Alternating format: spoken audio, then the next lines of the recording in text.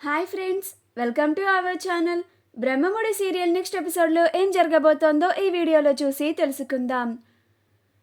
అనామికని విడాకులు ఇవ్వాల్సిందే అని పట్టుపట్టిన కళ్యాణ్ అసలేం జరిగింది అని తెలుసుకోవడానికి ఈ వీడియోని స్కిప్ చేయకుండా ఎండ్ వరకు చూసేయండి. కళ్యాణ్కి అసలు నిజం తెలిసాక ఇంట్లో అనామిక పైన అరుస్తూ ఉంటాడు. అప్పుడు ధాన్యలక్ష్మి కళ్యాణ్ చెప్పిన నిజాలన్నీ విని ధాన్యలక్ష్మికి కోపం వచ్చి అనామికని కొడుతోంది.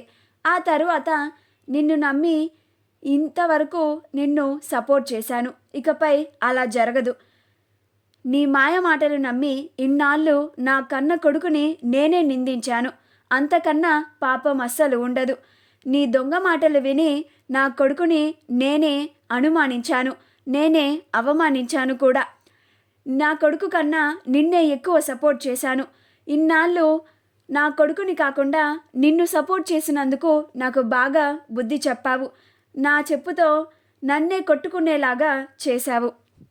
నువ్వు నీ పుట్టింటికి ఈ ఇంట్లో వాళ్ళందరికీ ఎవ్వరికీ తెలియకుండా 10 లక్షలు పంపిస్తూ దొరికిపోతే నీకు సపోర్ట్ చేసి తప్పు చేశాను అని అంటుంది.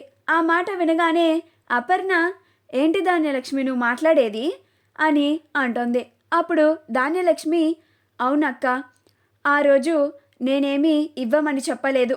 నిజంగానే ఈ అనామిక వాళ్ళ పుట్టింటికి ఆ డబ్బు పంపించాలని చూసింది. సరేలే, నా కోడలే కదా అని అందరి ముందు బాగోదు అని చెప్పి నేనే సపోర్ట్ చేశాను అని అంటోంది. అప్పుడు కళ్యాణ్, నా కోడలు అని ఇన్నాళ్ళు అన్నావు కదమ్మా, ఇప్పుడు చూడు నీ కోడలు ఎంత పని చేసిందో అని అంటాడు.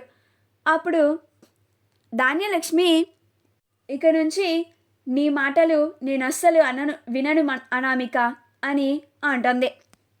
ఎంతకి బరి తెగించావు అనామిక నువ్వు అసలు? ఒక ఇద్దరు నిర్దోషులని ఏదో సంబంధం ఉన్నట్లుగా మీడియా ముందు ప్రచారం చేస్తావా? ఆ ఆడబిడ్డ జీవితం ఏమైపోతుంది?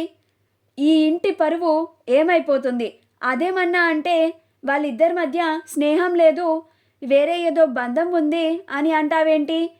అసలు వాళ్ళిద్దరూ నిజంగానే మంచి స్నేహితులు. నేను నీ మాటలు నమ్మి వాళ్ళని కూడా అన్నాను అని అంటుంది. తప్పు చేసింది వాళ్ళు కాదు, నువ్వు. ఇదంతా బయట పెట్టి మీడియా ముందు గోల చేసి ఈ ఇంటి పరువుని తీసి తప్పు చేశావు. నా కొడుకుని ఒక దోషిలాగా అందరి ముందు నిలబెట్టావు అని అంటుంది. అసలు నిన్ను అని మళ్ళీ కొట్టడానికి చెయ్యి లేపుతుంది. అప్పుడు ప్రకాశం ధాన్యం అని అంటాడు. అప్పుడు ధాన్యలక్ష్మి ఆగిపోతుంది.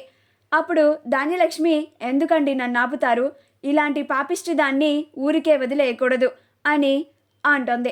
అప్పుడు ఇందిరాదేవి, ధాన్యలక్ష్మి, ఎంతైనా అనామిక ఈ ఇంటి కోడలు, అన్నిసార్లు చేయి చేసుకోకూడదు. అది ఇంతమంది ముందు, నువ్వాగు అని అంటోంది. ఆ తరువాత ఇందిరాదేవి, అనామిక, ఇక నుంచైనా నువ్వు నీ పిల్ల చేష్టలు మానుకుంటే చాలా మంచిది.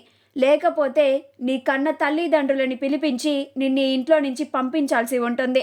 ఈ ఒక్కసారికి నిన్ను వదిలేస్తున్నాము అని అంటోంది.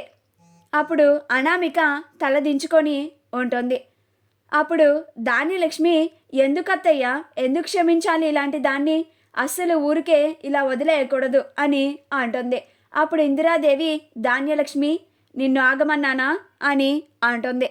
అప్పుడు కళ్యాణ్, అమ్మమ్మ, ఈ అనామికతో కాపురం చేయడం నా వల్ల అస్సలు కాదు నానమ్మ అని అంటాడు.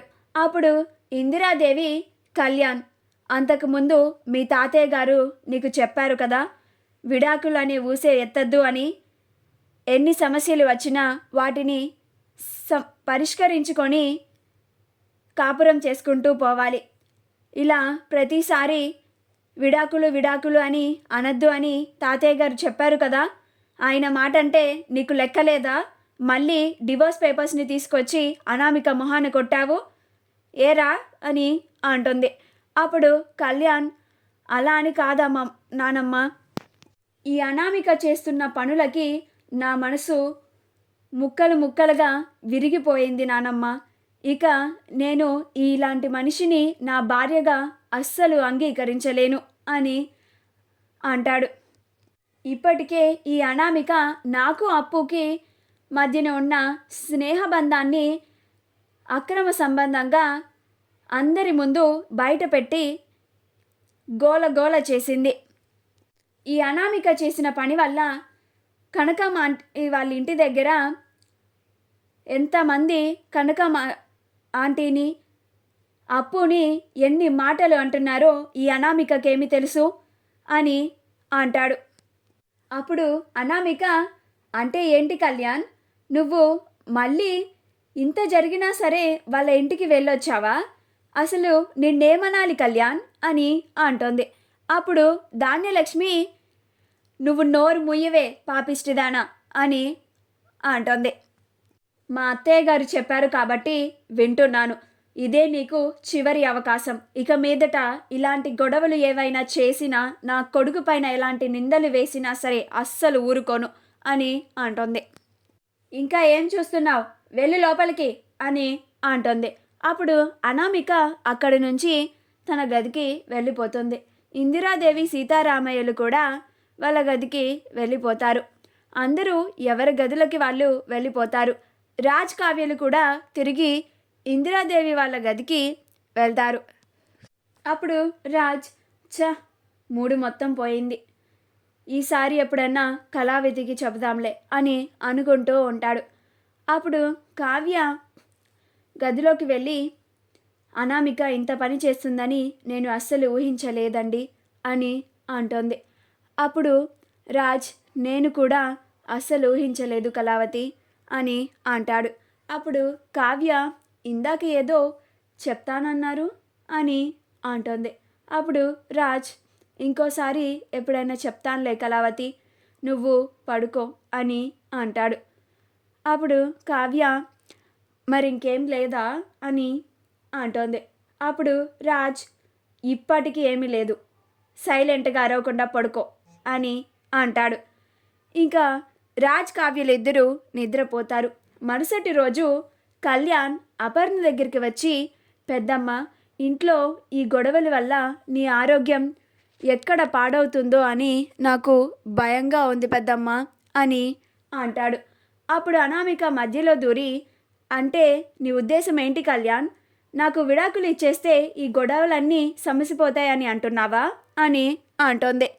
మా వీడియో కనుక మీకు నచ్చినట్లయితే లైక్ చేయండి, షేర్ చేయండి, మా ఛానల్ని సబ్స్క్రైబ్ చేసుకోండి, పక్కనే ఉన్న బెల్ ఐకాన్ని క్లిక్ చేయడం మాత్రం మర్చిపోకండి.